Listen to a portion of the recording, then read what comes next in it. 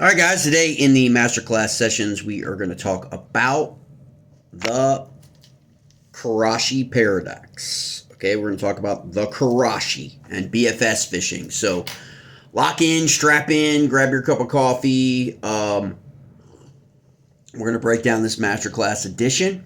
You can find all this in the free newsletter. I'll put the description in here if you want to read through the entire Masterclass series that drops basically every couple days. A new edition in the Masterclass drops. You can follow along.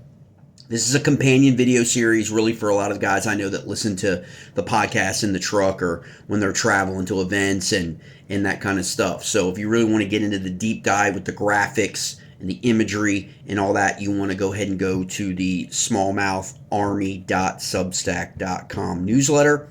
It's free, and you can get all the more in-depth information. So today we're going to talk about the Karashi. Obviously, been around for a few years. Probably was the #1 driver in the BFS craze in America. Okay, there have always been a lot of smaller baits in this size range in Japan, from Duo, a whole bunch of brands, in Japan. But in America, Megabass with the Karashi really kind of began to be the big catalyst for that movement. Everyone should be familiar with Tactical Bassin. They were big in promoting the Karashi, okay? And so this is the baseline Karashi when we're talking about BFS, okay? So that is your bait finesse system, BFS, right? It's your baseline. Megabass has since, in the evolution of the Karashi, in terms of the Twitch kind of like craze, has now released the Karashi 80. The Karashi 80, okay? Much bigger format, 80 millimeter, 7/16 ounce, okay? Slow sinking. It still can be fished in the same way, okay, with BFS, all right, in the traditional sense, because this is a bigger format for the Karashi, right? Look at the size differences, right? Okay? But you still fundamentally can fish them the same way. Here's a fine art Karashi. A bit different, more of a matte pattern. And here's one of the better smallmouth patterns Karashi. Karashi 80. Again, these came out in Japan in January, and they're now pretty much available in the States this spring. Okay? Now, the other variation that a lot of people sleep on when we talk about the Karashi is the Karashi SW. The Karashi SW, which was one of my favorites of Karashi, especially for smallmouth, which is what we're talking about, okay? Think of this bait in any Highland Reservoir, up in New York, Cayuga, okay, anyone you can think of, as well as river systems, okay? But these are the coloration patterns for the Karashi, which is the Dark Twitcher Karashi 80 SW. The SW is really saltwater, but these are phenomenal baits. So that gives you the baseline of what we're talking about today when we're talking about the Karashi paradox and how fishing this particular style bait doesn't have to necessarily be a Karashi. There are other baits in that 46 millimeter to 60 millimeter range that you can get, and you can utilize the same kind of technique. So the Karashi paradox this is the masterclass session. The Karashi paradox: why powering down is the ultimate strategic pivot in pressured waters. Okay, highly pressured smallmouth waters. You know when they are going to be highly pressured. It's when we see everybody out on the lake, everybody out on the reservoir, and everybody out on the river, right? We know what's going to happen. Maybe it's a spawn, maybe it's pre-spawn or post-spawn or what, but the transition and when they're roaming, these become highly pressured areas, especially if they're defined areas in your particular fishery where smallmouth are known to be, like maybe on the St. Lawrence or on Lake Ontario or on Erie, where they go, right? And it's kind of a known, right? If you think a community hole or a honey hole or where the hole buzzards sit, okay? That's a highly pressured area, right? It's a known area, okay? So for the modern angler, few scenarios are as taxing as tough as, as the tough fishery. When you get out there and it's the bite's just not there, right? Those pressure lakes and reservoirs where the giants of local lore seem to have vanished under the barrage of heavy tackle and intrusive presentations, okay? Often we find ourselves beating our heads against a wall and pulling standardized lures against a population of bass that has become hyper-attuned to our presence. Think about how many chatterbaits a bass has seen in the last 6, 7, 8 years, right? They get conditioned to certain baits, right? The bait finesse system offers a sophisticated alternative, okay? It is an alternative to those massively adopted presentations, okay? It's a pivot or shift of focus from basically power fishing to technical precision. That's what it is in Japan. It is a precise fishing method, okay? Very, very technically precise. By aligning your gear to the actual biological reality of the water, the fish behavior in the water. The smaller forage and the common fish size of your particular river system or your lake or your reservoir, and the entire experience of that ecosystem undergoes fundamental transformation, especially in the spring. What was once a chore, okay, becomes an absolute riot, all right, for anglers in terms of being out there when they get this dialed in. It's not a retreat to small fish territory, okay? BFS doesn't mean targeting smaller fish with smaller baits, okay? Big misconception, all right? It's a method of maximizing not only a lot of fun, okay, but also targeting specific smallmouth that are become highly pressured, okay? That's going to increase your catch rates, all right? And that's what we're talking about here, right? Even a 10-inch bass, okay, that you're going to catch clues you in to everything else that's happening in your fishery in terms of adjusting your presentation and your method, right? Okay, and so that's what you want to do. As opposed to, like, throwing the same bait all day long with no joy, right? Because conventional wisdom is everybody's throwing a chatterbait, everybody's throwing a spinnerbait, right? These kinds of things. Bass get conditioned to those things, especially in highly pressured fisheries, right? Okay, the shape-shifting power, okay? The shape-shifting, okay? Shape-shifting power in the water of the Karashi, okay? And it doesn't matter, Karashis, there's a couple different variations of the Karashi. Obviously, from the BFS standpoint, we're really looking at the original Karashi, and the packaging will be your yellow Karashi retail, okay? At the heart of the BFS movement, of course, we all know, has kind of centralized around the Karashi. Now, it's evolved since then, but still, Karashi's the number one player. It's one of the most highly sought-after baits in America by Megabass. It's one of their top-selling baits. It rivals, in certain circles, it even rivals the Megabass Vision 110 jerk baits. Okay? It does. They sell out very quickly. They're hard to find, especially deep in the color scheme patterns. This one happens to be part of the Respect series line. Okay? This is a Sakura Illusion. Beautiful. It's one of the most recent Respect series that came out. Perfect for smallmouth. Okay. It kind of defies a categorization, right? Where do we put this bait, right? In the old way of thinking. It's very small. It's almost trout centric, right? It's a shapeshifter. You know what? Like in the truest sense, functioning as a topwater walking bait, okay, and a finesse twitch bait. Okay, depending entirely on you, okay? Whatever your cadence and retrieve of this bait is depends really upon what action you're going to get, okay? A lot of times you cannot really alter the action too much of a big, heavy bait, right? But you can these smaller baits, all right? Especially based upon your retrieve speed, your cadence, and obviously your twitching motion, right? Its effectiveness lies in its ability to present an unfamiliar silhouette, okay? One that a bass in high-pressure environments simply do not recognize as a threat. That noise generating from a chatterbait, a jackhammer, okay, is so conditioned on older bass, okay, that noise and signal, and we have another masterclass edition on noise and signal, knockers and rattles, okay, there's still a low knocker in a Karashi, okay. That's a separate part of the masterclass, okay? It's a different edition of the masterclass, and we're going to cover that because it's very important.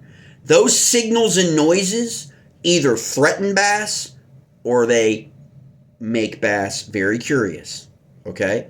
And so by changing up that presentation, you are in effect giving it an unfamiliar silhouette in the water.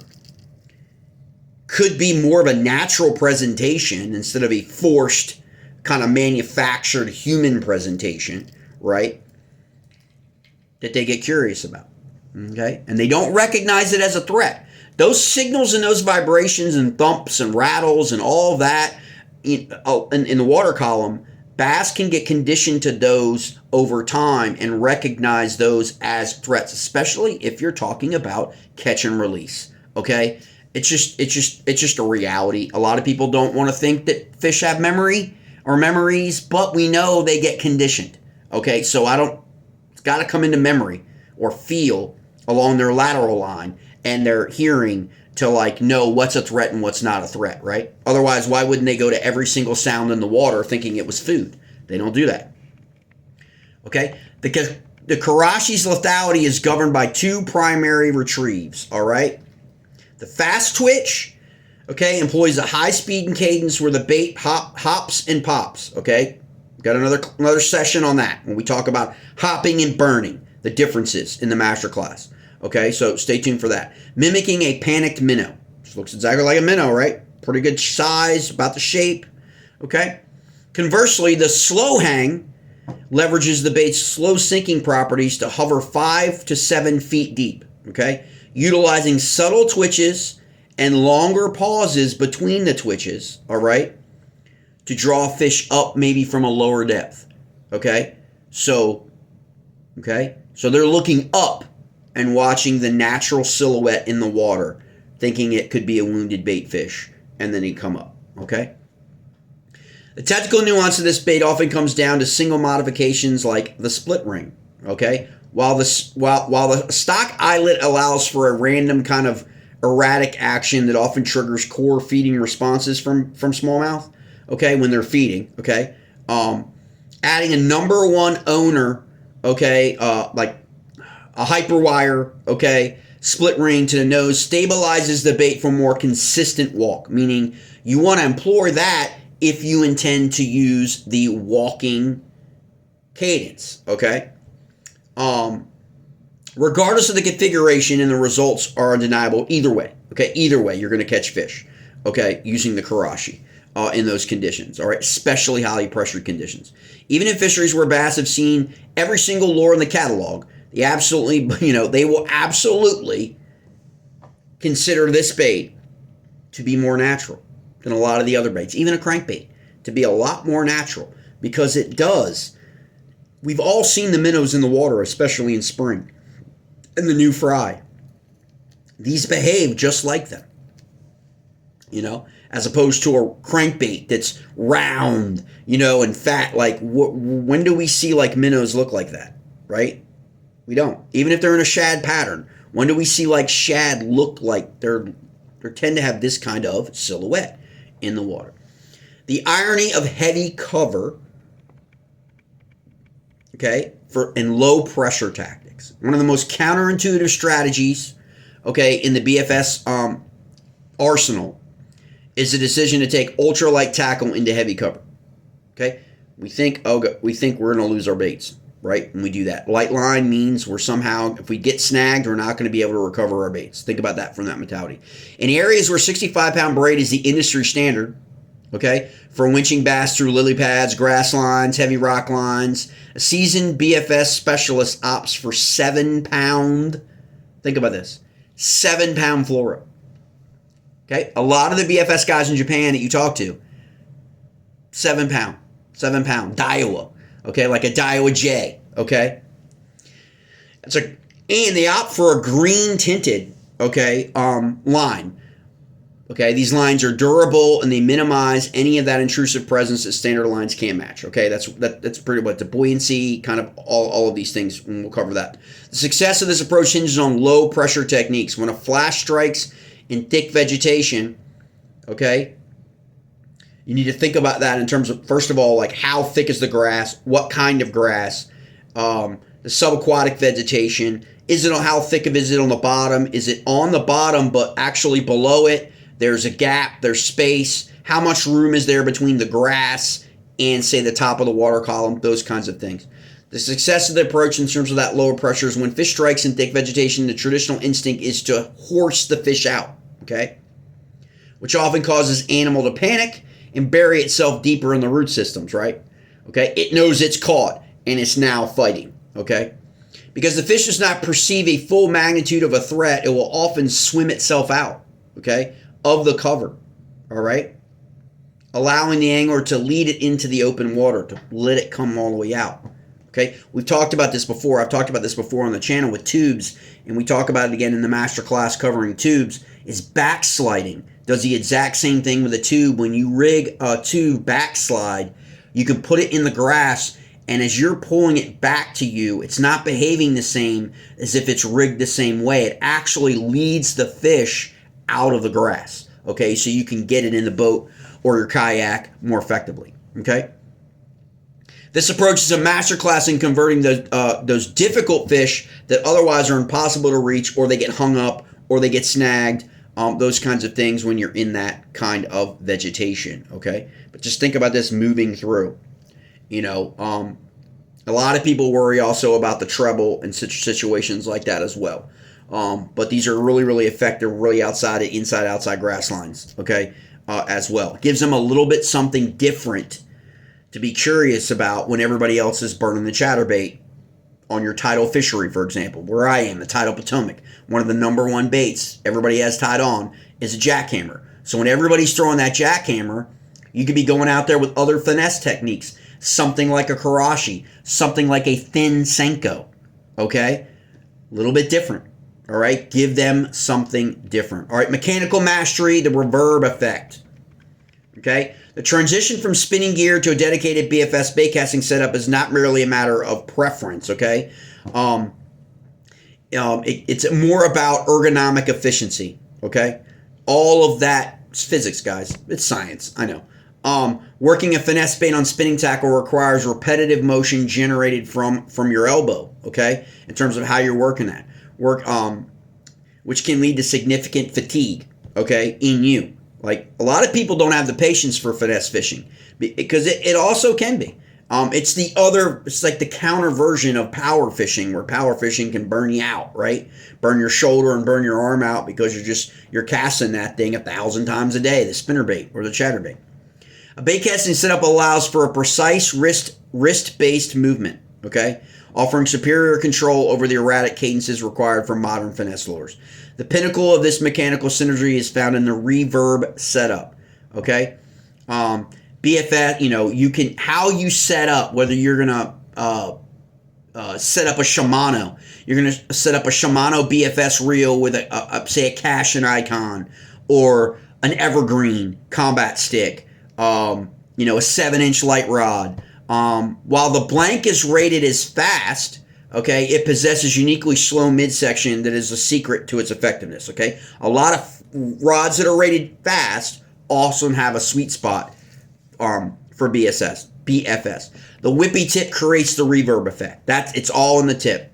Okay, a phenomenon where the rod tip continues to vibrate and whip after the initial twist. So it's like if you were to hit a ring, like it doesn't shut down. It's still moving. Okay, this allows the rod to work the bait faster and more erratically than a human wrist is capable of on its own, embalming the lure to a magic action. So it's a different action, right? Depending on that rod and that rod tip and how your twitch cadence determines how the after effect of that reverb. How long is that reverb going to be? Okay, how much is this going to twist?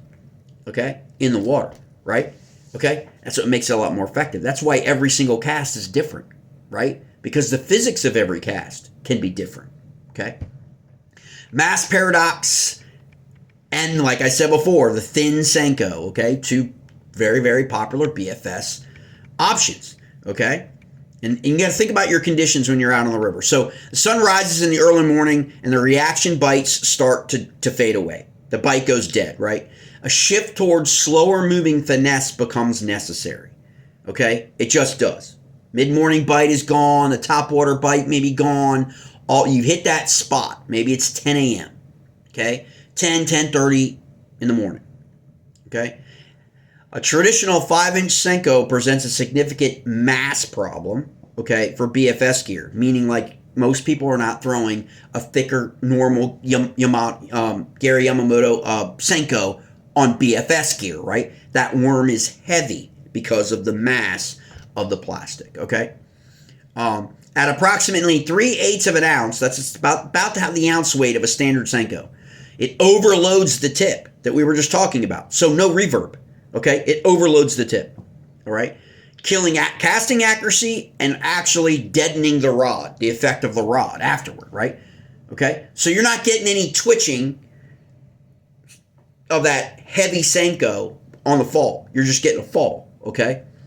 Using BFS gear, okay? That's why a lot of people don't throw Senkos, the normal Senkos on BFS gear, if you want that added kind of like conditions and effects. The strategic solution is a thin Senko, okay? A thin Senko or a thin worm, okay? Just a really good high quality thin worm, all right? I'm trying to think. You can use like a jackal, like a rhythm wag, things like that. You can cut down a G-crack, G-crazy. You could cut down 8-inch worms, 12-inch worms now. You can cut them down. By reducing the bait's mass, okay, by 2/3 while maintaining a full 5-inch visual profile, okay, 5-inch Senko, all right, the angler keeps the lure within the rod's sweet spot, okay? The rod sweet spot, not the water column sweet spot, the rod sweet spot, meaning using and capitalizing on that BFS rod maximum, okay, when throwing soft plastics, all right? Rigged with a specific... this one, everyone has their poison, but I like Hayabusa and I like BKK, but go with what you got. Go with what you go. Gamakatsu, whatever you want. BKK rigged, the presentation offers a slow sinking lethargic action. Okay, slow sinking lethargic action that the pressured bass can't resist. This is why when you're fishing on the tidal Potomac and the bite's gone dead and the chatterbait's not working, you go to a Karashi or you go to a Senko, okay? And you end up putting another couple fish in the boat. It happens. It happens so much. I don't know why people just don't start the day with a Karashi and a Senko in tournament fishing, but we all have our power. We all have our confidence stuff, but it just kind of works that way. So small baits, what we call small baits, giant consequences, right? Okay? Because a lot of people shy away from throwing small baits. You're probably going to hear a lot of people talk about this too as well. Shying away from... Coffee break. Shying away from throwing the Koiki Thunder, and the Koiki Full Cast Sea Urchin, the Koiki Craze, or the Dice Rubber Craze. Because they don't want any part of that, right? Okay? Small bait fishing, right?